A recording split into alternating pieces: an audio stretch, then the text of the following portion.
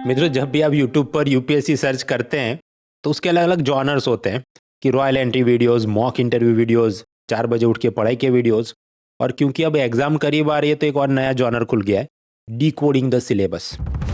अब लोग मुझे भी फरमाइश करते हैं कि आप भी एक वीडियो बनाओ, यूपीएससी का इकोनॉमी का सिलेबस डिकोड करो। तो मैं थोड़ा भावुक हो जाता हूँ, क्योंकि कागज पे लिखा सिलेबस अलग है और असल में जो पूछते हैं वो अलग है। दोनों के बीच नहाने निचोने का कोई खास संबंध है नहीं। मतलब इकोनॉमी सिलेबस फॉर यूपीएससी वो वकांडा सिटी जैसा है एवेंजर में, कि वो है भी और वो नहीं भी। It exist and also it does not exist. बात ऐसी है, वीडियो पॉज करके प्रीलिम का ये इकोनॉमी सिलेबस आप पढ़ो, 4 3 2 1।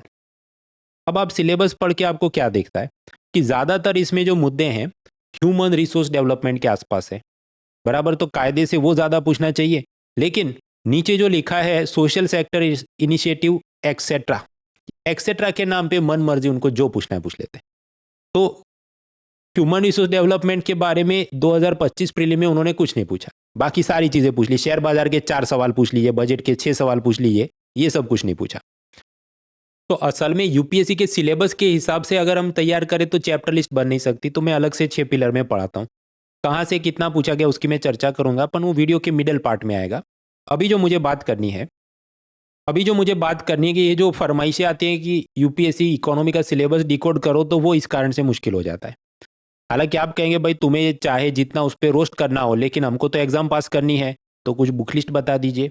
तो ये जो फरमाइश रहती है गुप्त, तो बुक लिस्ट बता दीजिए। देखिए, book list is nothing, approach सही होना चाहिए। तो इकोनॉमी की तैयारी करने वाले लोगों का, तो असल में इकोनॉमी की तैयारी करते हैं विद्यार्थी तब उनके अप्रोच ही गलत होते हैं। ऐसी में आपको 10 गलतियां अभी एक एक करके बताऊंगा। स्लाइड पे 5 लिखी है, लेकिन बाद में गिनी मैंने 10 हो रही हैं। फिर मैं आपको बताऊंगा क्यों आपको इकोनॉमी सब्जेक्ट से नफरत दूर करनी है, उसके सिलेबस की हम बाउंड्री कैसे तय करें, और लास्टली मैं बुक लिस्ट आपको बताऊंगा जो आखिरी चीज़ है। तो टाइम स्टैम्प के हिसाब से आप देख लें। तो मित्रों, इकोनॉमी तैयार करने के 10 रॉन्ग अप्रोचेस। ये वीडियो उनके लिए है जो एकदम नए विद्यार्थी हैं, या फिर जो रिपीटर्स हैं जिनको इकोनॉमी से नफरत है, इस कारण से उनके प्रीलिम्स क्लियर नहीं हो रहे हैं। मेरे पुराने स्टूडेंट्स के लिए ये वीडियो नहीं है। सबसे पहले तो ये जो आपके दिमाग के थॉट प्रोसेस है कि मुझे इकोनॉमी सब्जेक्ट ही नहीं पसंद, ये नेगेटिव भावना से किताब मत उठाओ, क्योंकि वरना किताब कभी पसंद नहीं आएगी।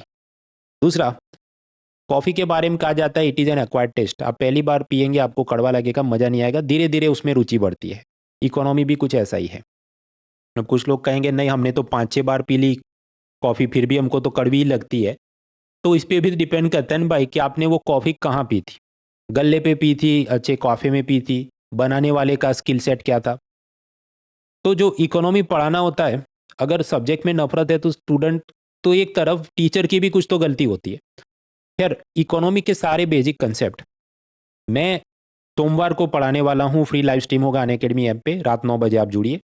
फिर उसके बाद आपको कोई भी कोचिंग से कोई भी किताब से पढ़ना है, लेकिन उतने बेसिक कंसेप्ट आप जान लेंगे, इट विल हेल्प यू।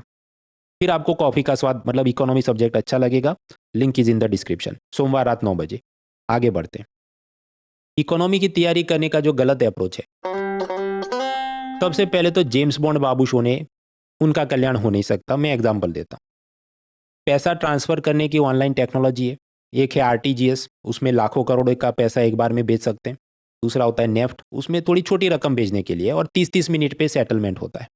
और तीसरा ये सब मोबाइल बैंकिंग यूपीआई वगैरह से होता है, तो उसके पीछे आईएमपीएस नाम की एक टेक्नोलॉजी, वो भी छोटी रकम भेजने के लिए है। टॉपिक खत्म हो गया। तो जो रेस का घोड़ा है उसने समझ लिया, हाँ भाई नेफ्ट आरटीजीएस आपने पढ़ा है, बाकी फैक्ट्स हम किताब से रट लेंगे, तो वो तो ही will move to next topic. लेकिन ये जो जेम्स बॉन्ड बाबू शो ने, उनकी पीपुड़ी इधर ही अटक जाती है कि नहीं, ये नेफ्ट और आरटीजीएस ये अलग क्यों है, इसको मिला क्यों नहीं देते।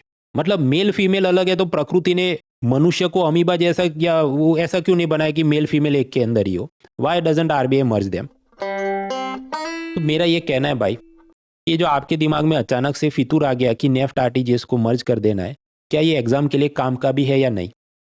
कोई भी नई चीज़ या विचार एग्जाम के लिए तभी काम होती है इकोनॉमी सब्जेक्ट में, अगर इकोनॉमिक सर्वे उसकी बात करे, बजट में कुछ बोला जाए, नीति आयोग कुछ रिपोर्ट डाल दे, द हिंदू, इंडियन एक्सप्रेस बड़े कॉलम्स उसके बार बार आते रहें, या यूपीएससी ने कहीं कोई परीक्षा में थोड़ा बहुत पूछने का रिवाज आपको दिखे प्रीवियस ईयर क्वेश्चन में, तब जाके वो टॉपिक इंपॉर्टेंट बनता है।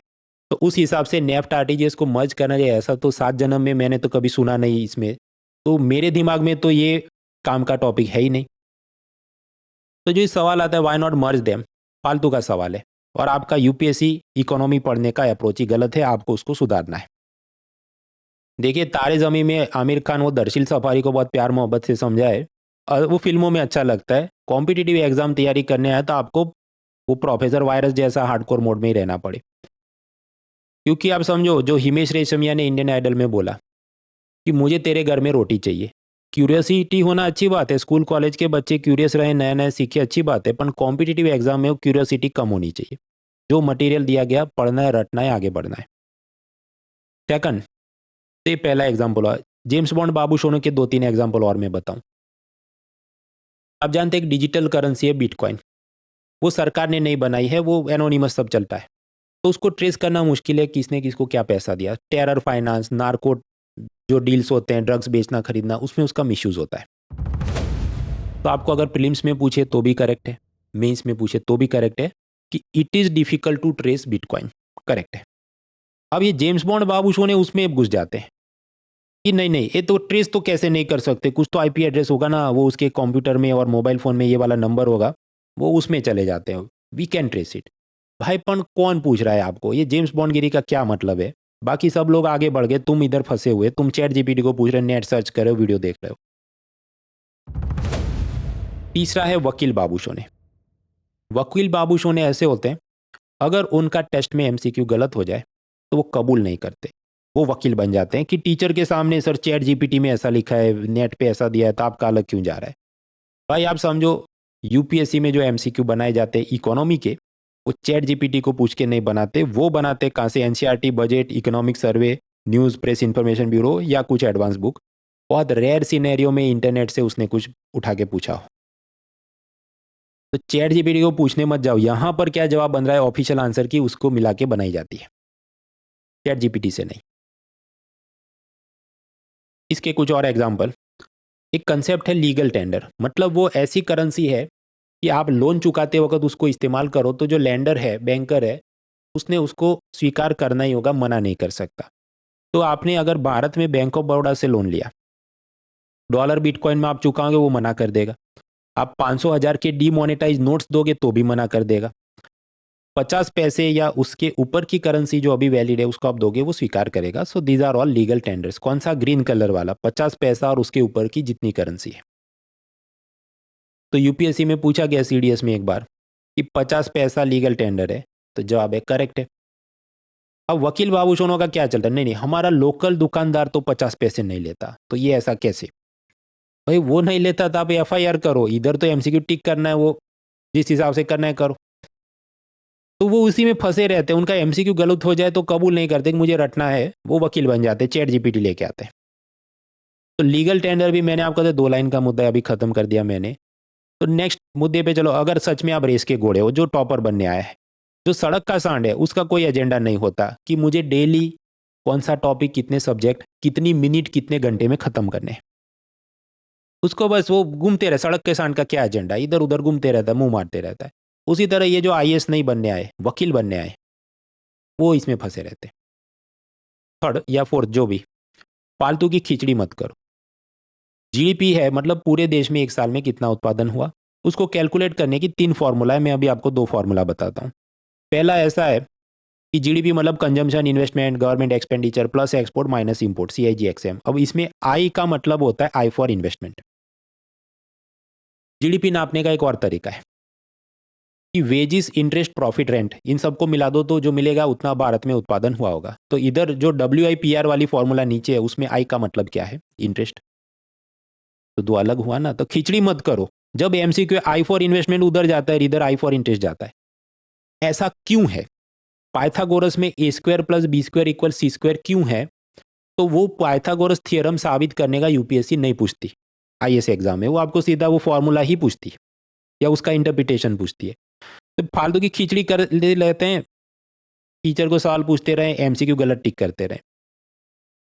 तो ये जो विद्यार्थी उनका क्या असल में अटेंशन स्पान बहुत कम होता है, क्योंकि उनको व्हाट्सएप, टेलीग्राम की लत लगी होगी, तो पूरा दिन वो 2-3 मिनट फोकस ही नहीं कर पाते, इस कारण से उनके जवाब गलत होते हैं। जब गलत होते हैं फिर जाके चैट जीपीटी को पूछ के वकील बन जाते हैं। That is not required. अब मित्रों, ये जो मॉक टेस्ट में डिसिप्लिन की बात है, तो मेरा इकोनॉमी का कोर्स रात को 9 बजे क्लासेस होते हैं, गुरु शुक्र शनि रवि और कुछ दिन सोमवार को। इसमें बुधवार तो हमेशा टेस्ट होती है और कुछ बार शनिवार को भी टेस्ट होती है। तो उसी को आप रेगुलरली कंप्लीट करो तो भी पूरे कोर्स में 1500 से ज़्यादा एमसीक्यू की इंक्लूडिंग पीवाईक्यू आपकी प्रैक्टिस हो रही है। और उसमें लाइव लीडर बोर्ड में आपको सब स्कोर वगैरह दिखता है, कंपटीशन बना रहता है। लेकिन बहुत सारे लोग ज्वाइन करते हैं लेकिन रेगुलरली टेस्ट नहीं देते, फिर उनकी ये सब गड़बड़ियाँ शुरू होती। मेरा पुराना कोर्स नवंबर में कंप्लीट हो गया, नया क्रिसमस दिसंबर 25 से शुरू होगा, रात को 9 बजे ये सब क्लासेस होती हैं। और अन अकेडमी के अंदर पावर हाउस बैच उन्होंने लॉन्च किया, जिसमें ये मेरा इकोनॉमी का कोर्स, बाकी भी general studies, history, geography, polity और सी सेट, ये सब कुछ प्रीलिम्स के लिए केवल 9,999 में आपको अवेलेबल मिलेगा। Live lecture, notes, mock test, सब कुछ। और अगर आपको मेंस भी पढ़ना है तो उसकी फीस थोड़ी ज़्यादा होगी, 19,999 ऑनवर्ड्स। इसमें भी हालांकि अलग अलग टाइम पे अन अकेडमी के सब डिस्काउंट ऑफर वगैरह चलते रहता है। प्रेजेंट जो उनके ऑफर्स हैं उस हिसाब से ये 9 महीने और 18 महीने वाले जो कोर्सेज हैं they are more cost effective, जब आप सोचें कि अगर 2027 टारगेट करना है और तबीयत से आपको प्रीलिम्स और मेंस पढ़ना है। बाकी डिस्काउंट कोड munal.org है, links are in description. Wrong approach to prepare economy, उसमें जो भी 5वां 6ठा मुद्दा आया होगा, बीरबल की खिचड़ी बनाना। देखिए, नीचे आग लगी है और खिचड़ी का जो वेसल है वो बहुत ऊपर है, तो गर्म नहीं होगा। फॉर एग्जाम्पल, मान लीजिए आरबीआई लोन को 0.50% सस्ता कर दे, चाहे वो CRR, SLR, रेपो रेट, ये सब सस्ता करके लोन सस्ता करे। कितना? 0.50%। तो क्या भारत के अंदर FDI, फॉरेन डायरेक्ट इन्वेस्टमेंट बढ़ जाएगा? अब जो बीरबल की खिचड़ी पर हाँ कि बढ़ जाएगा ना, क्योंकि लोन सस्ते होंगे, पब्लिक शॉपिंग ज़्यादा करेगी, तो अमेजोन वाला और आके अपना इन्वेस्टमेंट करेगा। नॉट नेसेसरी, क्योंकि आप समझो यहाँ से वहाँ तक गर्मी को पहुँचाने के लिए बीच में बहुत सारे फैक्टर्स और भी तो आएंगे ना भाई, कि FDI की सरकार की क्या पॉलिसी है, ease of doing business, taxation कितना है भारत में compare to China and other countries. तो MCQ में बीरबल की खिचड़ी नहीं पकानी है। नॉर्मली UPSC इकोनॉमी का कुछ भी पूछे तो point A leads two point B, बहुत खींच के पॉइंट C तक पहुंचाए, उतना है। फिर A leads to B leads to Z, उतना लंबा वो पूछते नहीं। तो ये भी एक गड़बड़ लोग करते हैं, और फिर उनका MCQ जब गलत होता है तो कबूल नहीं करते, वो सीधा चैट जीपीटी को पूछ के वकील बन जाते हैं। देखिए, पॉलिटी के जो सवाल हैं उसमें स्टेटमेंट में अगर एक आध भी शब्द चेंज कर दिया जाए कि मे की जगह मस्ट कर दो, तो भी नुआंस बदल जाता है, आंसर बदल जाता है।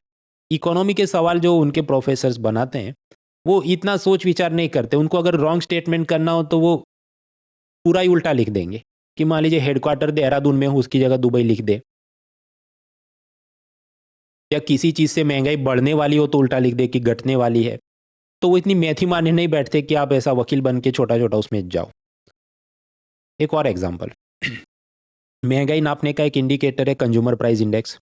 तो हम क्या करते हैं, एक बास्केट में कुछ 300-400 चीज़ें रखेंगे, प्याज टमाटर वगैरह, कि इसका क्या भाव चल रहा है।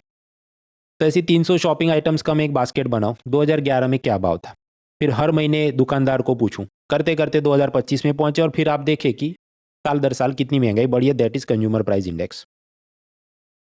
तो समझो ये जो सैंपल है इसमें कितना, 300 आइटम्स हैं। अब ये जो मैथी मारने बैठ जाते हैं कुछ स्टूडेंट, वो क्या कि नहीं 2011 में तो ये नेटफ्लिक्स वगैरह, OTT, उबर, ये सब तो नहीं था ना, तो उसकी महंगाई तो मॉनिटर कैसे होगी। भाई आप समझो, एनीवेज पूरी इकोनॉमी में तो 3-4 लाख हजार जितनी चीज़ें होंगी, सबका तो वो सैंपल ले ही नहीं रहा है ना। वो 300 चीज़ों का सैंपल लेके बता रहा है कि एवरेज ये सीन होना चाहिए। और उससे भी ज़्यादा कि ऐसा आपको कौन पूछने वाला है कि वो नहीं था तो उसको कैसे मॉनिटर किया। मैथोडोलॉजी पूछने का कोई रिवाज प्रीलिम्स में तो है नहीं।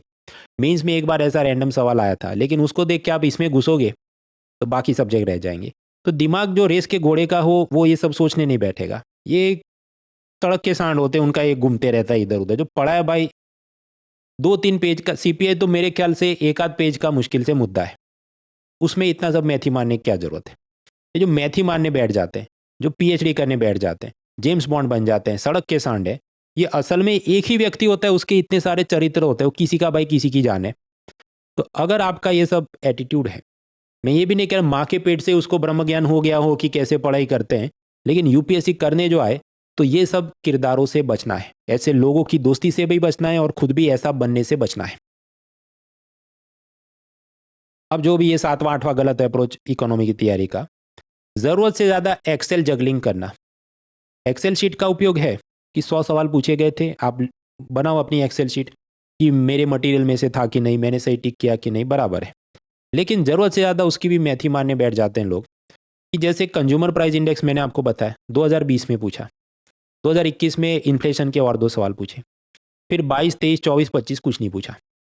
अभी एक्सेल जगलिंग वाले क्या करते हैं, इन्फ्लेशन तो स्किप करते हैं, कौन पूछ रहा है, 4 साल तक नहीं पूछा है। तो उनको मेरा ये कहना है कि भाई 2020 में भी पूछा था, उसके पहले भी 4 साल तक नहीं पूछा था, तो इस हिसाब से तो कुछ भी पढ़ के मत जाओ, सिर्फ हिस्ट्री में बुद्धिज्म जैनिज्म पढ़ के जाओ, क्योंकि वो हर साल आता है। बाकी तो कोई ऐसी चीज नहीं कि हर साल पूछने का कोई रिवाज आपको दिखे। तो ये सब शॉर्टकट से आप बचो। देखिए, एग्जाम की अगली रात मुझे कोई पूछने आए मैं क्या पढ़ूं, तो मैं उसको शायद अच्छा आरबीआई की सीआरआर ये सब पहले देख लेना, ये वाली चीज बाद में देखना, तब सेंस बनती है शॉर्टकट लेने देने की। अभी तो दिसंबर महीने में 5-6 महीने तो अभी से क्यों काम चोरी करनी। अगर आपका चरित्र ही ये है तो फिर भगवान या प्रकृति या नेचर, कुदरत भी आपको सफलता नहीं दिलवा सकती।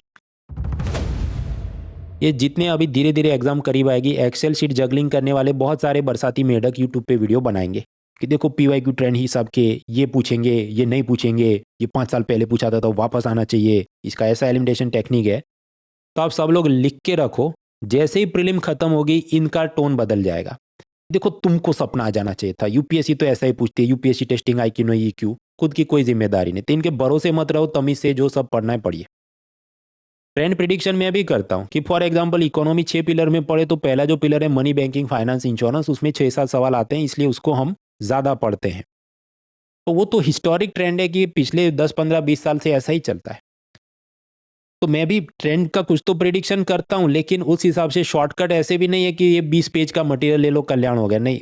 पूरे लगभग 1000 पेज में थियरी, एनसीईआरटी से लेकर एडवांस चीज़ें, सारे करंट अफेयर्स, 2-5 साल पुरानी चीज़ें जो पूछी है वो सब कुछ आपको दिया जाता है। इसमें पीवाईक्यू भी है, इस कारण से अपनी किताब इतनी मोटी जाड़ी है।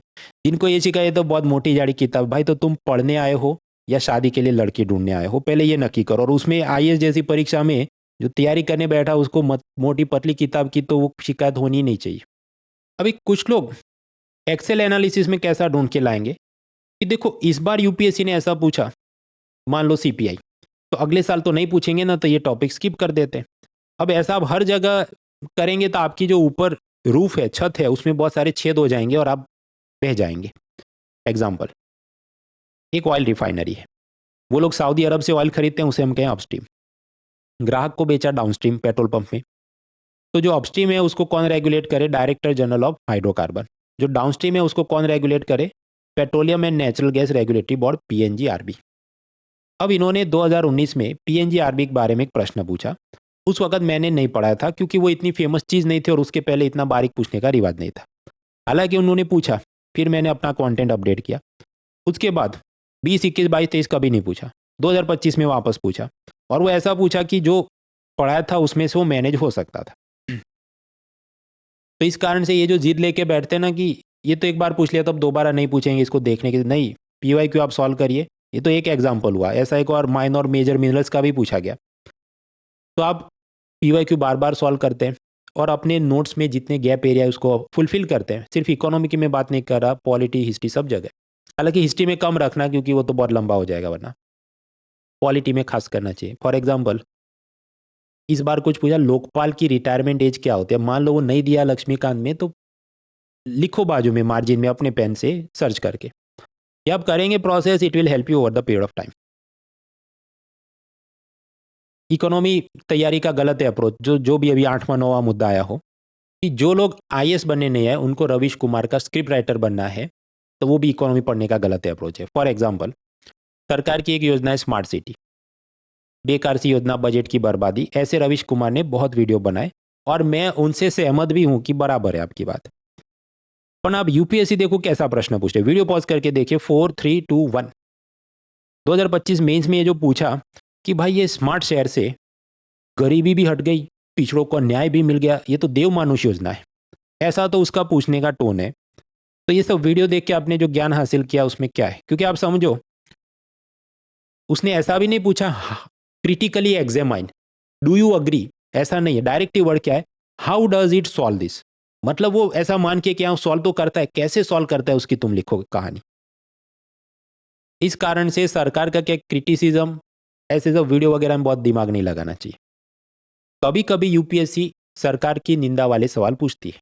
ज़्यादातर मेंस पेपर 2 में कि भारत में इतने सालों के बाद भी पॉवर्टी हंगर की क्यों समस्या है, उसके लिए क्या करना चाहिए। या मेंस पेपर 2 में पॉलिटी गवर्नेंस में पूछते हैं कि ये जो पंचायती राज बॉडीज़ हैं वो इतनी कमज़ोर क्यों हैं, पूछा जाता है। या नेशनल कमीशन फॉर वीमेन क्यों अच्छा काम नहीं कर पाया। ज़्यादातर ऐसे सवाल, उसमें आपको सजेशन पॉइंट ऑफ व्यू से कि हमको ये सुधार करने की, ऐसी सब बातें होती है। ये जो निंदा टाइप की वीडियोज़ हैं उससे आपका कोई एग्ज़ाम में तो फ़ायदा नहीं हो रहा है। अब मैं आपको बहुत सारे प्रीवियस ईयर क्वेश्चन की लंबी लिस्ट और उसके बारीक नुआंसेस से ये बात साबित भी कर सकता हूँ कि कैसे सरकार की निंदा वीडियो देखने का कोई बहुत फ़ायदा नहीं। पर जो ये वीडियो देखने आप आए, आप एक बिगिनर हैं तो आपका कच्चा गड़ा है, उसमें मैं बहुत ज़्यादा पानी डाल दूंगा, आप ग्रहण नहीं कर पाएंगे, बोर होके चले जाएंगे। तो बिना सबूत के आप कबूल करो जो मैंने अब तक बताया कि ये गलत तरीके हैं, हमारा सही तरीका नहीं है। इकोनॉमी की तैयारी का रॉन्ग अप्रोच उसका 10वां मुद्दा है। ऐसे विद्यार्थी जिनको रोज उठ के नया खिलौना चाहिए। देखिए, मैक्रो इकोनॉमिक्स पूरे देश का जो हो रहा है, क्रोनोलॉजी में आप ऐसे पढ़ सकते हैं कि पहले थियरी में आप सब पढ़ो CRR SLR GDP, आज़ादी के बाद क्या हुआ, LPG रिफॉर्म्स में प्राइम मिनिस्टर नरसिम्हा राव ने क्या किया, उसके बाद 2007 में जो सब प्राइम क्राइसिस आई उसके बाद भारत में non performing asset bad loan की समस्या, मनमोहन सिंह ने क्या किया। 2014 में मोदी सरकार आती है, उसके बाद 2017 में GST, 2016 में नोटबंदी, कोरोना आता है, उसके बाद आत्मनिर्भर भारत से लेके अब हमारी 4th लार्जेस्ट इकोनॉमी और डोनाल्ड ट्रंप का टैरिफ वॉर। ये क्रोनोलॉजी में आप पढ़ सकते हैं बराबर। अभी मैंने आपको बताया कि जो मोदी राज के बाद यूपीएससी सवाल पूछती है उसमें नई योजनाओं की प्रशंसा और नई नई चीज़ें ज़्यादा आती है। तो पुराना नेहरू गांधी मनमोहन सिंह के ज़माने में क्या हुआ वो पूछने का तो बहुत कम रिवाज है। इस कारण से उस ज़माने की जो किताबें लिखी गई हों, मिश्रापुरी, दत्त सुंदरम, उमा कपिला, उनका इतना रेलेवेंस अब है नहीं। देखिए, इनकी अपडेटेड एडिशन आती है कि 41 अपडेटेड एडिशन, 73rd एडिशन।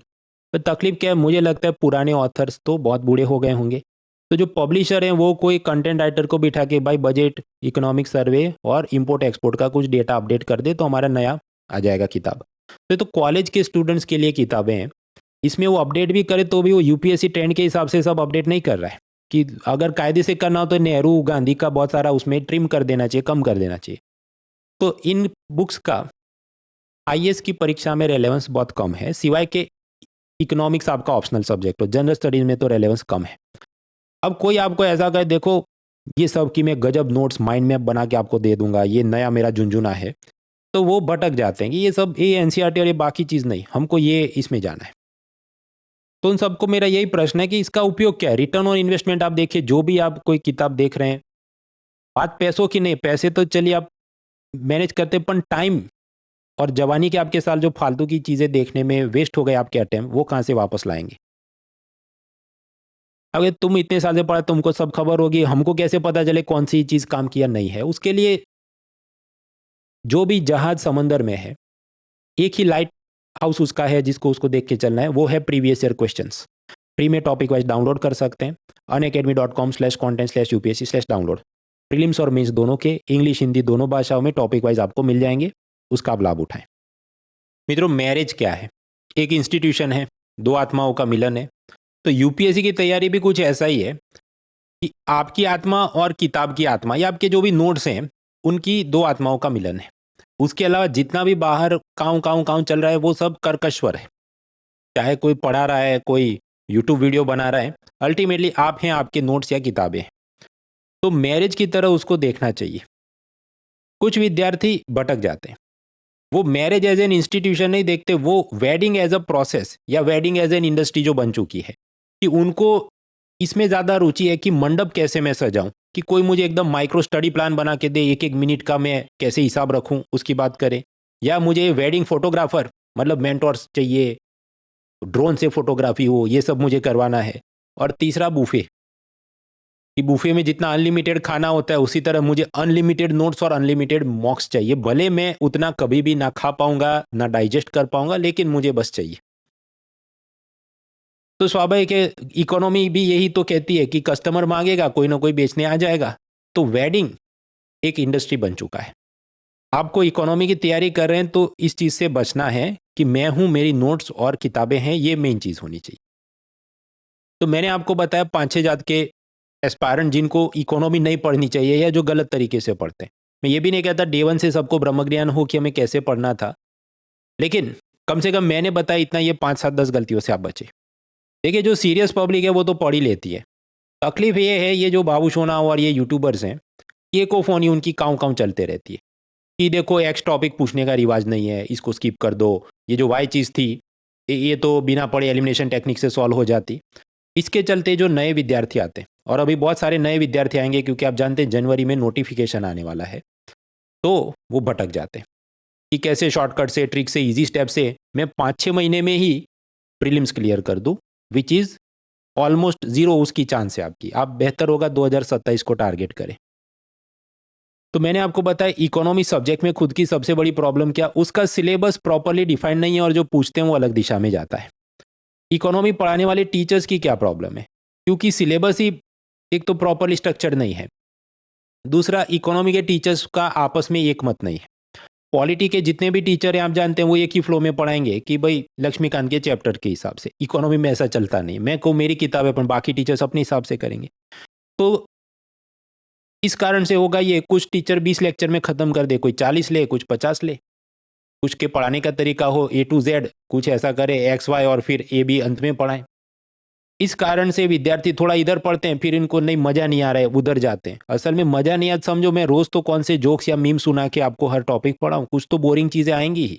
पसंद हो कि नहीं हो, आपको पढ़ना है। मैं नहीं कहा मुझसे पढ़ो, किसी भी टीचर से आप पढ़ रहे हो, लेकिन आपको कंप्लीट करना चाहिए पूरा कोर्स। अच्छे जो भी टीचर जिनका इंडस्ट्री में नाम है उनसे आप पढ़ेंगे, आपको सक्सेस ज़रूर मिलेगी। अभी मान लीजिए इकोनॉमी में मेरा नाम है, मेरा जब नाम नहीं था तो श्रीराम आईएएस के नोट्स चलते थे, तो उसको भी तो पढ़ के लोग टॉपर बने ना। तो श्रद्धा ज़्यादा इंपॉर्टेंट है अदर देन वो असल में सब्जेक्ट के अंदर पढ़ा कौन रहा है या लिखा क्या है। तो स्टूडेंट्स के अंदर भी प्रॉब्लम से मैंने आपको बताया 10 अलग अलग उनके रॉन्ग अप्रोचेज आगे बताया।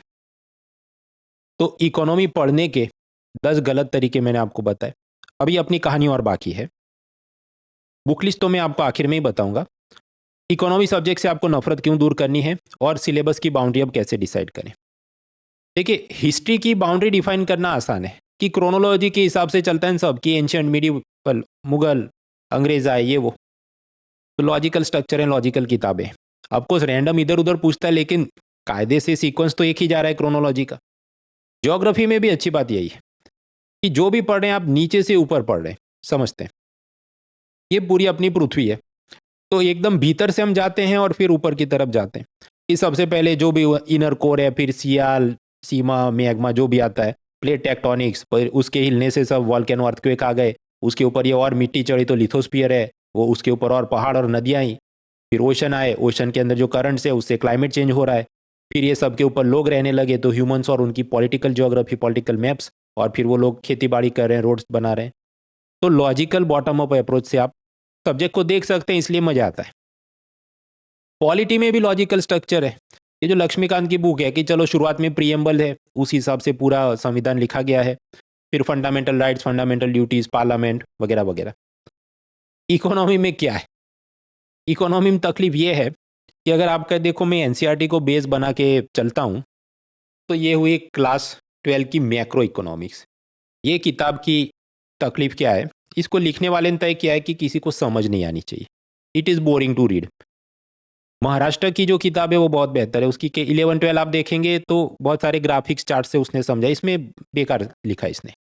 दूसरा, भले आप ये पूरी किताब रट लो तो भी इसमें से मुश्किल से 1-2 सवाल आने। एनसीईआरटी ज्योग्राफी का जितना अच्छा रिटर्न ऑन इन्वेस्टमेंट है उसके मुकाबले इसका बहुत कम है।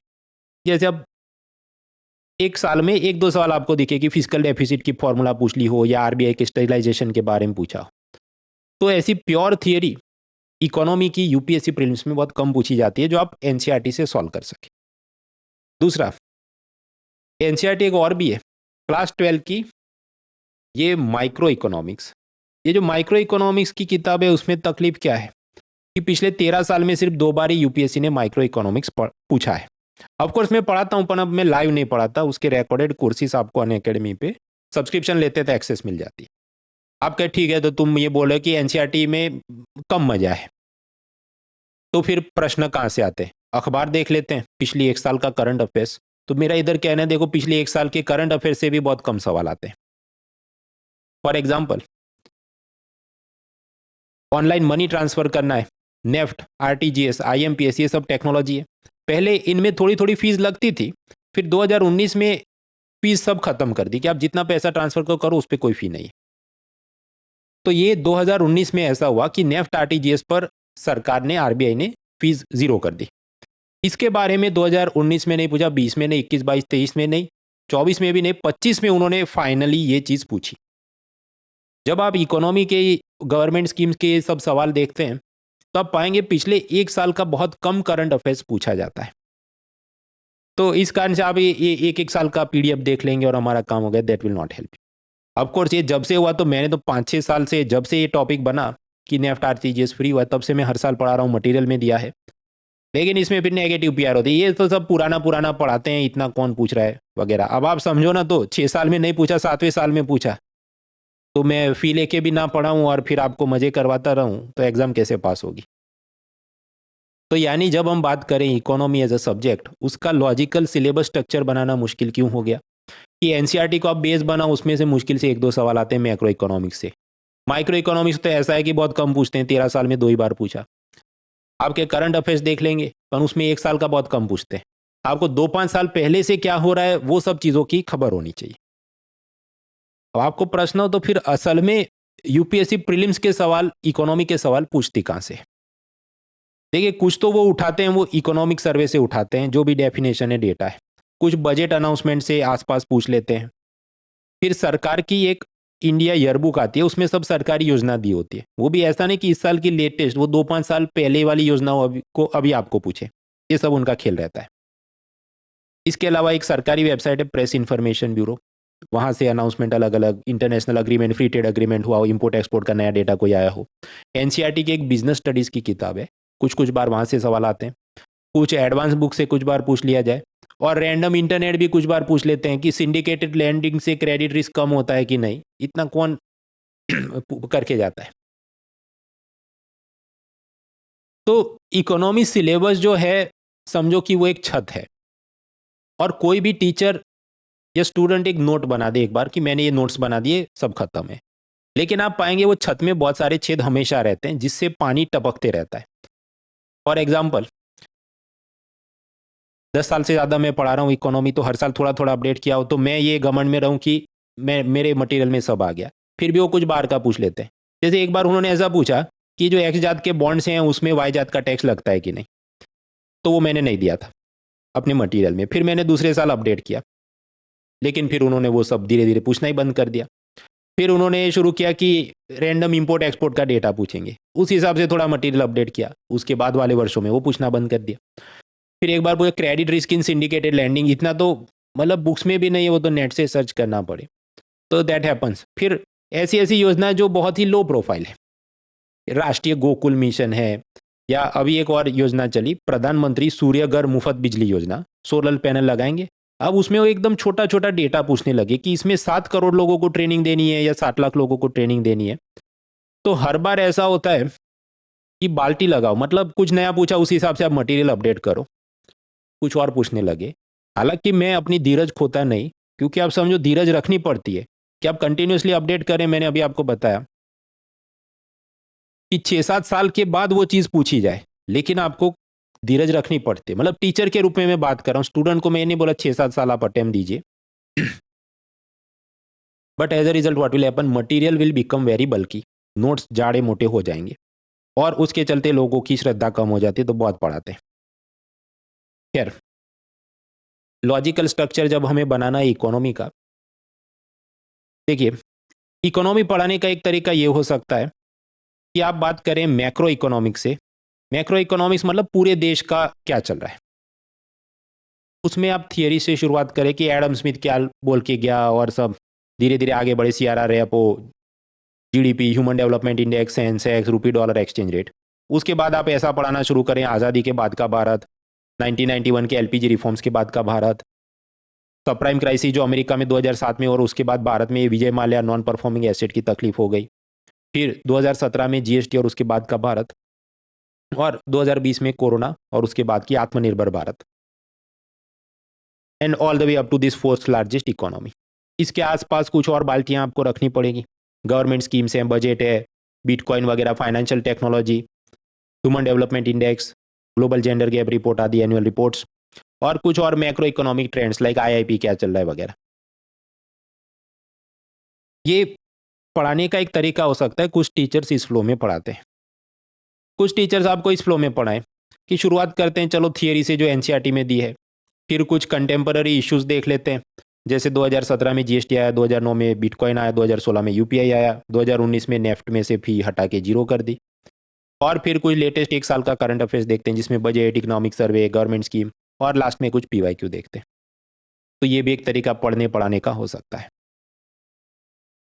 मैंने धीरे धीरे अपना जो कोर्स है उसको ऐसे रिस्ट्रक्चर किया कि खुद से ही एक नया सिलेबस का लॉजिकल सीक्वेंस बनाते हैं।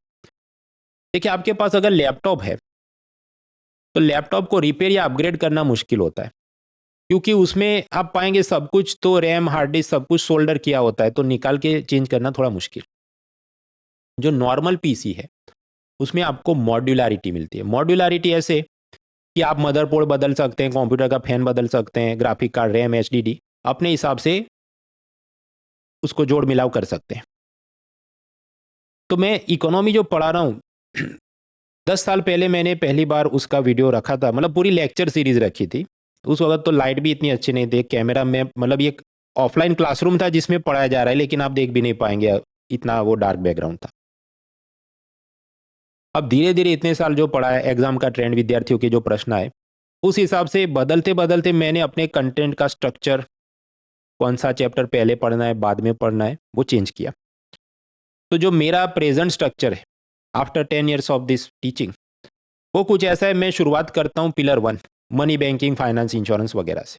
इधर से ही क्यों? क्योंकि हर साल आप पाएंगे 6 से 7 सवाल ये सब आसपास इसमें से होते हैं, चाहे RBI, CRR, repo, Sensex, pension, insurance scheme, share market वगैरह। इस कारण से समझो, लेक्चर में बच्चे आए, 1 महीने बाद आधा छोड़ के चले भी गए, तो भी उनके 1-2 सवाल तो टिक हो जाने, भले वो बहुत सीरियस ना हो, तो वो याद रखे कि हमने पढ़ा था, हमें फ़ायदा हुआ था। क्योंकि मुझे भी तो वर्ड ऑफ माउथ पब्लिसिटी चाहिए, तो मैं शुरुआत यहाँ से करता हूँ। मैं एडम स्मिथ से या कोई एलपीजी रिफॉर्म से शुरुआत नहीं करता। फिर सेकंड पिलर में हम जाते हैं, that is budget, taxation, physical deficit, disinvestment वगैरह। फिर थर्ड पिलर में जाते हैं, that is currency exchange, FDI, free trade agreement, world trade organisation, रुपया डॉलर ऊपर नीचे जाना। उसके बाद चौथा pillar, that is sectors of economy, agriculture, manufacturing, service sector, GDP, inflation, ये सब हम देखते हैं, unemployment, NITI Aayog, planning commission.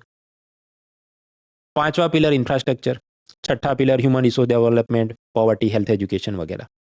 तो इस फ्लो में प्रीलिम्स और मेंस दोनों में पढ़ाता हूँ।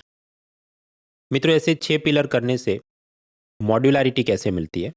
देखिए, प्रीलिम्स का अलग कोर्स और हैंडआउट, मेंस का अलग कोर्स और हैंडआउट, और उसमें चैप्टर इसी सीक्वेंस में रहते हैं। ऑफकोर्स अनअकैडमी के एक ही सब्सक्रिप्शन में आपको सब मिल गया, लेकिन 2 अलग कोर्स बनाने से, हैंडआउट बनाने से क्या फ़ायदा है कि you can drop in drop out. आपने पहला पिलर कंप्लीट किया, कॉलेज में एग्जाम थी, दूसरा पिलर आप नहीं देख पाए, नो प्रॉब्लम, तो फिर नेक्स्ट बैच में आप सीधे दूसरे पिलर से पढ़ना शुरू करो। तो ये जो ड्रॉप इन ड्रॉप आउट की सुविधा है।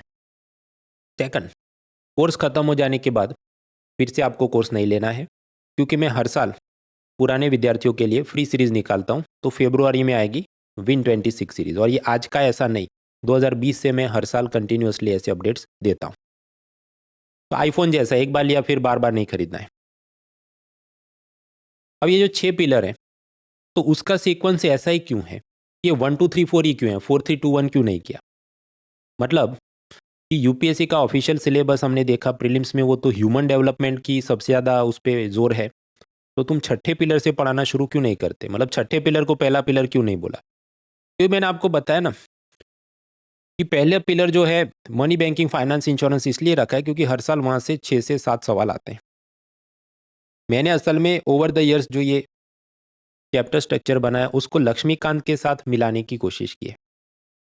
देखिए, लक्ष्मीकांत का क्या स्ट्रक्चर है कि सबसे पहले बुनियाद क्या है, प्रियम्बल। उसी तरह इकोनॉमी की हम बात करें तो सबसे पहले बुनियाद क्या है कि पैसों का कैसे उद्भव हुआ, विकास हुआ, उसके अलग अलग प्रकार, मेटल मनी, पेपर करेंसी, ये सब बिटकॉइन वगैरह डिजिटल करेंसी, उसके ऊपर ही पूरा अर्थतंत्र है। तो इस कारण से उसकी सबसे पहले बात होती है। दूसरा, लक्ष्मीकांत में आप देखिए सबसे ज़्यादा सवाल जो पूछे जाते हैं मतलब यूपीएससी में, फंडामेंटल राइट्स, पार्लियामेंट, वो जो शुरुआती चैप्टर्स हैं, तो इस कारण उसके चैप्टर में वो पहले उसने रखे ना, वो आखिरी में तो चैप्टर 30 तो नहीं रखा फंडामेंटल राइट्स को। सिमिलरली मैंने भी pillar 1 banking, share market, insurance क्यों रखा है, क्योंकि उस टॉपिक से ज़्यादा सवाल आते हैं। करते करते आप लक्ष्मीकांत के एंड में जाओ तो आखिरी वाले चैप्टर्स कौन से होंगे, पंचायती राज बॉडीज़ और दूसरा जो भी है इंफॉर्मेशन कमीशन वगैरह, अलग अलग बॉडीज़, जो कि फैक्चुअल ज़्यादा है और सवाल वहाँ से कम आते हैं। तो उसी तरह मैंने जो चैप्टर्स आखिर में रखे, पिलर 5 इंफ्रास्ट्रक्चर हो, पिलर 6 ह्यूमन रिसोर्स डेवलपमेंट हो, प्रीलिम्स में उसके सवाल कम आते हैं। ऑफकोर्स मेंस में आते हैं ज़्यादा सवाल, एटलीस्ट ह्यूमन रिसोर्स डेवलपमेंट के, इंफ्रास्ट्रक्चर तो मेंस में भी कम ही आता है। तो इस कारण से चैप्टर का ये स्ट्रक्चर रखा है। अब अगर आपको मैं टॉपिक वाइज ब्रेकअप दिखाऊं कि हर साल क्या सीन रहा, तो 2025 की हम बात करें, प्रीलिम्स एग्जाम जो 2025 में हुई थी, पहला pillar money banking, finance, insurance, 7 सवाल यहाँ से पूछे गए और इसमें से 4 तो सिर्फ शेयर मार्केट से थे। दूसरा पिलर बजट टैक्सेशन, नॉर्मली हर साल नहीं पूछते थे, कुछ कुछ साल पूछते तो भी कैसा कि 1-2 सवाल पूछे। 2025 में अचानक से उन्होंने 6 सवाल पूछ लिए और उसमें भी कुछ तो ऐसे कि जहाँ पर फॉर्मूला में आपको नंबर्स डाल के प्लस माइनस करना हो, ऐसा मैथ्स पूछ लिया। हालांकि मैनेजेबल ही था, एनसीईआरटी और जो बेसिक फॉर्मूला है वही पूछी थी उसने, पर उम्मीद से विपरीत था, ऐसा यूजुअली वो पूछते नहीं थे। तीसरा पिलर इंटरनेशनल ट्रेड, एफडीआई, रूपी, डॉलर, पहले यहाँ से 2-3 सवाल आते थे और लगभग लगभग हर साल करेंसी एक्सचेंज के बारे में पूछते थे। 2025 थोड़ा विपरीत था, तो उन्होंने एक ही सवाल पूछा और वो भी वो वर्ल्ड बैंक की कोई एक संस्था है आईबीआरडी या उसका पूछा था, करेंसी एक्सचेंज नहीं पूछा। आपके तो अगले साल स्किप कर देते हैं। तो मेरा प्रश्न है कि हाँ, तो यूपीएससी के प्रोफेसर से स्टैम्प पेपर में लिखवा के लाओ कि वो नहीं पूछेंगे तो स्किप कर दो। Then pillar 4 sectors of economy, GDP, inflation, unemployment वगैरह से 2 सवाल आए। पिलर 5 इंफ्रास्ट्रक्चर से 4 सवाल आए, उसमें भी वो major minor minerals, petroleum, natural gas, मतलब 2 सवाल तो ऐसे थे कि जो 2019 में पूछे थे उसी के मिलते जुलते रिपीट हुए थे। पिलर 6 ह्यूमन रिसोर्स डेवलपमेंट, उसमें से कुछ नहीं पूछा। हालांकि प्रीलिम्स का सिलेबस हमने शुरू में देखा तो सबसे ज़्यादा तो इसी को उन्होंने गुणगान गाए। तो दिस इज द फ्लो। आप कहे पर इसमें मेंस की इकोनॉमी की बात तुमने की नहीं। देखिए मेंस की इकोनॉमी ऐसी है, बिखरा बिखरा सब। मेंस पेपर 1 में आता है हिस्ट्री, सोसाइटी और ज्योग्राफी। इसमें सोसाइटी के नाम पे पॉवर्टी, ग्लोबलाइजेशन, तो थोड़ा थोड़ा इकोनॉमी पूछ लेते हैं। फॉर एग्जाम्पल एक बार ऐसा पूछा, बिटकॉइन की भारत के समाज पर क्या असर। फिर एक बार कुछ पूछा कि गीग इकोनॉमी, स्विगी, जोमेटो, उससे महिलाओं पर क्या असर। ज्योग्राफी के साथ जुड़ा एक मुद्दा है क्या, अर्बनाइजेशन। अब अर्बनाइजेशन के नाम पे अलग अलग समय पे 4 से 5 बार उन्होंने लगभग पूछ लिया कि स्मार्ट सिटी से क्या फ़ायदा हुआ, स्मार्ट सिटी में फ्लड्स क्यों आए, स्मार्ट सिटी से गरीबी कैसे कम हुई, वगैरह वगैरह। मीन्स पेपर 2 पॉलिटी गवर्नेंस है, वेलफेयर, ई गवर्नेंस वगैरह, इंटरनेशनल रिलेशंस। अब यहाँ पर गवर्नेंस के नाम पे ये जो योजनाएं आती हैं, वेलफेयर, खासकर पॉवर्टी, हंगर, इकोनॉमिक पॉलिसी, उसमें सवाल आते हैं इकोनॉमी के। इंटरनेशनल रिलेशन में भी world trade organisation, tariff war वगैरह, उसके आसपास की आपको चीज़ें पढ़नी होती है। फिर मेंस पेपर 3, उसमें इकोनॉमी खुद में ही एक विषय के रूप में आता है। हालांकि ज़्यादातर सवाल उसके होते हैं इंक्लूसिव ग्रोथ, जॉब्स कैसे क्रिएट करें, एक्सपोर्ट कैसे बढ़ाएं, वगैरह वगैरह। एग्रीकल्चर में भी एक इकोनॉमी का सब टॉपिक है, issues related to farm subsidies, food processing industry, वगैरह वगैरह। बाकी science, technology, environment, disaster management, internal security, ये भी है। मेंस पेपर 4 एथिक्स, उसमें कॉरपोरेट गवर्नेंस के नाम पे थोड़ा इकोनॉमी वापस आता है। जैसे कि ये भारत 4th लार्जेस्ट इकोनॉमी बना तो 3rd लार्जेस्ट इकोनॉमी बनने के लिए क्या करना चाहिए, ऐसा उन्होंने एथिक्स में इस बार पूछा, जबकि वो बाकी जगह पूछने का विषय है। और निबंध में भी अलग अलग जगह पर आप इकोनॉमी के एग्जाम्पल कोट कर सकते हैं। तो that is the relevance of economy in mains. अब जो मैं पढ़ाता हूँ इकोनॉमी, प्रीलिम्स का अलग कोर्स है, मेंस का अलग कोर्स है, दोनों ही एक ही सब्सक्रिप्शन में आते हैं, लेकिन चैप्टर का सीक्वेंस मैंने यही रखा है कि 1 2 3 4 5 6। सिलेबस के हिसाब से आप कह देखो एग्रीकल्चर फूड प्रोसेसिंग इंडस्ट्री में कहूँगा sectors of economy 4A for agriculture. उसी तरह पॉवर्टी, अच्छा तो इसको हम पिलर 6 में देख लेंगे। ग्लोबलाइजेशन, इसको पिलर 3 में देख लेंगे। वर्ल्ड ट्रेड ऑर्गेनाइजेशन, उसको भी पिलर 3 में देख लेंगे। तो यूपीएससी का जो भी सिलेबस है मैंने अपने ये 6 पिलर फ्रेमवर्क में over the years fine tune किया है, और उसका भी पूरा अलग मटेरियल हैंडआउट लेक्चर सीरीज होती है। तो प्रीलिम्स का तो कोर्स खैर 25 दिसंबर से शुरू हो रहा है। मेंस का पुराना कोर्स कंप्लीट हो गया नवंबर में, नया कोर्स तो अभी समझिए जून में आएगा जब ये प्रीलिम सीजन खत्म होगी। दो कोर्स अलग रखने का कारण क्या है, एग्जाम की अगली रात आपको अलग अलग चीज़ें देखनी पड़े, वरना पूरा बहुत बल्कि हो जाता है, रिवीजन में सुविधा नहीं रहती। नाउ इकोनॉमी पढ़ने के 10 गलत तरीके मैंने आपको बताए। इकोनॉमी सिलेबस की बाउंड्री हमने तय की। इकोनॉमी विषय से नफरत आप दूर करें। उसका कारण ये है, अगर आप ये सोचते हैं देखो मुझे हिस्ट्री, पॉलिटी, ज्योग्राफी ये बहुत अच्छे से आ गया, मैं पढ़ लेता हूँ, लेकिन मित्रों इतने से आपका प्रीलिम्स का कट ऑफ नहीं निकलेगा। कट ऑफ के लिए इतना करने के बाद भी और 10 से 12 सवाल आपको खींचने पड़ेंगे या उससे भी ज़्यादा। वो 10 से 12 सवाल आप कहाँ से खींचेंगे? थोड़ा एनवायरनमेंट से, थोड़ा साइंस से, थोड़ा करंट अफेयर से, थोड़ा इकोनॉमी से। तो 4 जहरीली बोतलें हैं। इसमें इकोनॉमी बाकी 3 से कम जहरीला है, इसके लिए आप उसको ज़्यादा प्यार देंगे, आपका फ़ायदा होगा। कंपेयर टू जितना साइंस में भी मेहनत करे वो 10-12 सवाल उधर खींच सकता है, पर उसमें जितनी एफर्ट लगेगी, खासकर ऐसे लोग जिनका साइंस में इतना डीप इंटरेस्ट और बैकग्राउंड नहीं है, compare to that economy is more manageable. मतलब आप समझो इकोनॉमी और गवर्नमेंट स्कीम के नाम पे 18 के आसपास सवाल हो, सारे कभी टिक नहीं हो सकते, 10 से 12 हो सकते हैं। जितना मैं पढ़ाता हूँ, जितना पढ़ के जाते हैं, इसके आसपास तो आप एफर्ट मार सकते हैं। ज्योग्राफी एनवायरनमेंट के अंदर टोटल 30 सवाल आते हैं। ज्योग्राफी के सवाल हो सकते हैं, एनवायरनमेंट के मुश्किल रहते हैं, तो उधर आप एफर्ट मारे, 15 सवाल आपके हुए। पॉलिटी 16 सवाल आए, उसमें से 10 से 13 आपके लक्ष्मीकांत से हो जाए, बाकी 3 ऐसे होते हैं वो थोड़ा और ऊपर का पढ़ के जाना पड़े। हिस्ट्री पिछले कुछ सालों में बहुत टफ पूछते थे। 2025 का पेपर हालांकि रीजनेबल था, तो 18 सवाल थे, उसके अंदर करीब 8 से 10 तो आप आराम से एनसीईआरटी स्पेक्ट्रम के आसपास खींच सकते। अगर आप इतना सब एफर्ट मारो, ज्योग्राफी एनवायरनमेंट के 15, इकोनॉमी के 10 से 12, पॉलिटी के 10 से 13, हिस्ट्री के 8 से 10, तो करीब 45 क्वेश्चन आपके होंगे। हर एक के 2 मार्क मिले, आपको 90 मार्क्स मिलेंगे। हालांकि आपकी 100% एक्यूरेसी तो होगी नहीं, ये टिक के उसमें कुछ गड़बड़ होगी तो स्कोर थोड़ा ड्रॉप हो जाएगा। इसको और ऊपर खींचने के लिए फिर आपको साइंस, थोड़ा डिफेंस, स्पोर्ट्स वगैरह पूछते पर वो सॉल्व करना मुश्किल है, करंट अफेयर्स भी पूछते पर वो मैनेज करना मुश्किल है। उसमें जब थोड़ा बहुत खींचेंगे, खासकर साइंस में से, तो कट ऑफ के करीब आप पहुंच सकते हैं, क्लियर भी कर सकते।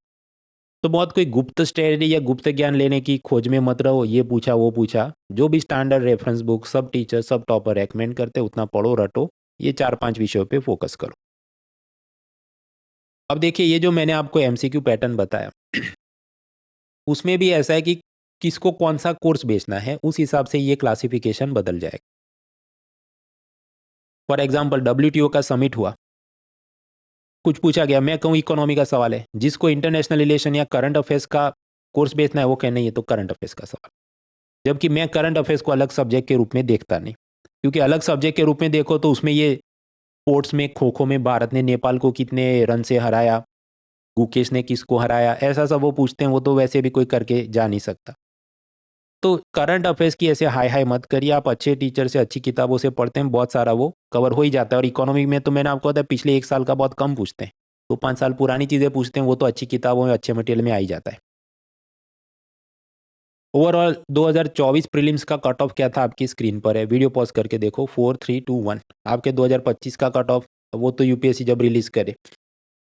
तो यानी अगर मैं जनरल कैटेगरी की बात करूं, पिछले कुछ सालों से 85 टू 90 के आसपास वो फ्लक्चुएट करता है। तो समझिए एक सवाल से आपको 2 मार्क मिलते हैं, 100 सवाल है 200 मार्क मिलेंगे, गलत टिक किया -33% पेनल्टी है। तो पास होने के लिए इसके आसपास जो आपको मेहनत करनी है, मैंने आपको बताया उसके हिसाब से आप तैयारी करें, इट विल हेल्प यू। अब मैं इसको और पुरजोर से दम से साबित करने के लिए आपको बहुत सारे सैंपल पीवाईक्यू की लंबी लिस्ट बता के कि देखो ये कैसा कैसा बारीक नुआंस है, लेकिन जो बिगिनर से वीडियो देख रहे हैं वो असल में कच्चे गड़े हैं, तो वो सब बातें ग्रहण ही नहीं कर पाएंगे, वो उसको अप्रिशिएट नहीं कर पाएंगे, वो बोर हो जाएंगे, ऑडियंस ड्रॉप हो जाएगी। तो बिना सबूत के आप कबूल करो कि मैंने जो बताया वो सब्जेक्ट को इतनी इतनी प्रायोरिटी आपको देनी है। तो मतलब अहमदाबाद में एक सेंट जेवियर्स कॉलेज है, वहाँ पर पढ़ाते थे फादर वालेस। उन्होंने ब्रह्म वाक्य दिया है कि तुमको पसंद हो या पसंद नहीं हो, पढ़ना तो पड़ेगा ही। कोई भी सब्जेक्ट है जो एग्जाम में आता है, तो इकोनॉमी आपको पढ़ना है, बिना सबूत के ये कबूल करो। लास्टली बुक लिस्ट बता दीजिए। तो मैंने आपको इकोनॉमी पढ़ने के 10 गलत तरीके बताए, सिलेबस की बाउंड्री हमने तय की, नफरत तो आपको सब्जेक्ट से करनी नहीं है अगर पास होना है। आखिरी मुद्दा बचता है बुक लिस्ट।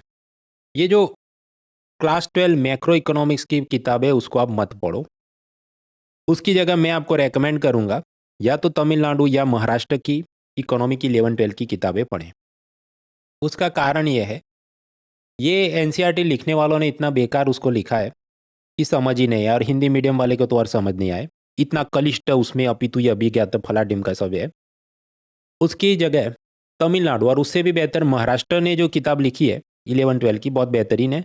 बिना कोचिंग के, बिना कोई वीडियो देखे आप खुद से ही पढ़ो तो भी एकदम मक्खन की तरह, आमरस मैंगो पल्प की तरह गले उतर जाना है। हालांकि उसमें भी सारे चैप्टर्स हमारे लिए काम के नहीं है, क्योंकि मैंने आपको बताया माइक्रो इकोनॉमिक्स हर साल पूछी नहीं जाती, 13 साल में 2 ही बार पूछी। तो महाराष्ट्र की टेक्स्ट बुक्स आप डाउनलोड करें, कॉपीराइट फ्री आप डाउनलोड कर सकते हैं उनकी वेबसाइट से। उसमें क्लास 11 के ये चैप्टर्स देखने हैं, क्लास 12 के ये चैप्टर्स देखने हैं। इतना आप पढ़ेंगे तो अपने आप आपको काफ़ी सब्जेक्ट में इंटरेस्ट आ जाएगा, नफरत आपकी सारी चली जाएगी। अब जो पूरी लिस्ट में आपको बताऊं, एक तो होता है मैक्रो इकोनॉमिक्स, मतलब पूरे देश का, पूरे दुनिया का क्या प्रोडक्शन, क्या सब इकोनॉमी चल रहा है। उसमें मैंने आपको बताया एनसीईआरटी मत पढ़ो उसके लिए, महाराष्ट्र की 11-12 पढ़े, मैंने आपको बताया। वो आपको नहीं पढ़नी है तो उसके एवज में आप मेरी इकोनॉमी की बुक भी पढ़ सकते हैं, जिसमें थियरी, करंट, बेसिक से एडवांस सब दिया है। फिर मैंने आपको बताया 3-5 साल पुरानी चीज़ें भी पूछते हैं, जैसे जीएसटी हुआ, नेफ्ट, आरटीजीएस हुआ, बिटकॉइन हुआ, वो सब के लिए मेरी ये इकोनॉमी की बुक में सब कॉम्प्रिहेंसिव दिया है। तो मैक्रो इकोनॉमिक्स की जो थियरी है कंप्लीट हो गई। फिर हम बात करें करंट अफेयर्स की, तो एक तो पिछले 1 साल का करंट अफेयर्स बहुत कम पूछते हैं, लेकिन आपके दिल की तसल्ली के लिए मैं हर साल एक फ्री सीरीज निकालता हूँ।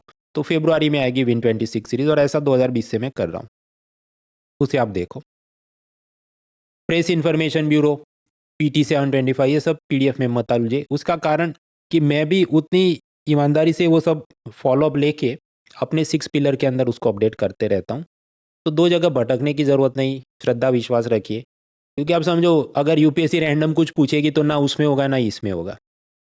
एक इंडिया ईयर बुक आती है, तो जैसे 2025 में, आजकल उसको वो बोलते हैं भारत 2025, इसको खरीदनी नहीं है, इसकी फ्री समरी अलग अलग इंस्टीट्यूट वाले निकालते हैं, उसको आप देख सकते हैं, इसमें मतलब योजना सब आपको मिल जाएगी।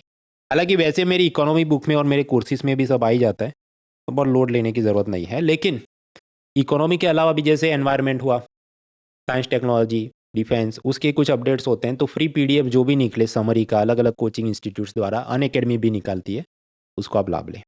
तो that is for current affairs. Micro economics की बात करें तो एनसीईआरटी की क्लास 12 की माइक्रो इकोनॉमिक्स है, लेकिन उसमें मज़ा नहीं है। उसकी जगह आपको पढ़ना 11-12 की महाराष्ट्र की जो माइक्रो इकोनॉमिक्स की बुक है वो देख सकते हैं। हालांकि मैंने बताया पिछले 13 साल में 2 ही बार सवाल आए, तो वो अपनी प्रायोरिटी इतनी हाई नहीं होनी चाहिए। अगर आपको पढ़ना भी है तो माइक्रो इकोनॉमिक्स एग्जाम के 3 हफ्ते पहले पढ़ना चाहिए। उसका कारण अभी भी पढ़ोगे तो भूल ही जाओगे, बाद में भी पढ़ोगे तो भूल ही जाओगे, वो 2-3 हफ्ते से ज़्यादा रहेगा नहीं दिमाग में। मेरा रिकॉर्डेड कोर्स भी है जो अनअकैडमी प्लस सब्सक्रिप्शन में आप एक्सेस कर सकते हैं। उसमें 30-40 पेज का मटेरियल है, उसमें सारी समरी भी दी गई है। तो ये करो, that is more than enough for economy. आप ज़्यादा हाथ पैर मारेंगे तो 1-2 सवाल सॉल्व हो सकते हैं, लेकिन उसके चक्कर में आपके बाकी सब्जेक्ट रह जाएंगे। तो this is done for prelims. अब हम बात करें मेंस में क्या।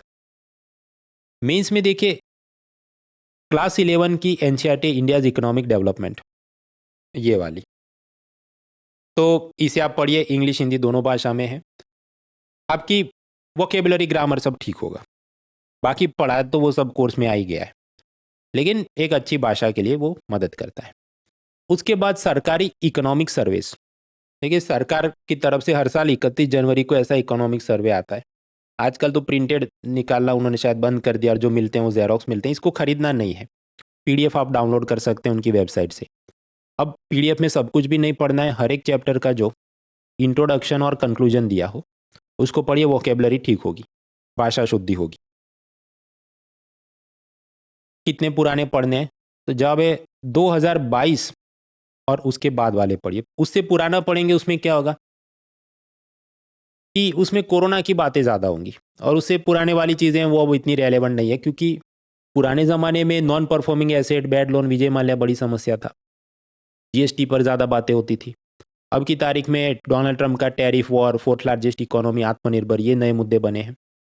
तो बहुत पुराना पढ़ के कोई फ़ायदा नहीं है, ये 2022 और उसके बाद के आप सर्वे पढ़ें, वो भी पूरे नहीं पढ़ने, केवल इंट्रोडक्शन और कंक्लूजन हर चैप्टर का देखना है। मेरे मेंस के नोट्स में वो आ ही जाता है, लेकिन आप फुल सेंटेंस इसमें पढ़ेंगे, भाषा शुद्धि होती है। उसके बाद और खुद को इम्प्रूव करने के लिए the Hindu book of editorials. देखिए द हिंदू आप रोज़ खरीद के नहीं पढ़ सकते, या हिंदी माध्यम से इसलिए नहीं जम रहा है। तो द हिंदू ने क्या किया कि हर साल उनके जो अच्छे अच्छे आर्टिकल्स हों उसको कंपाइल करके वो बुक ऑफ एडिटोरियल्स निकालते हैं।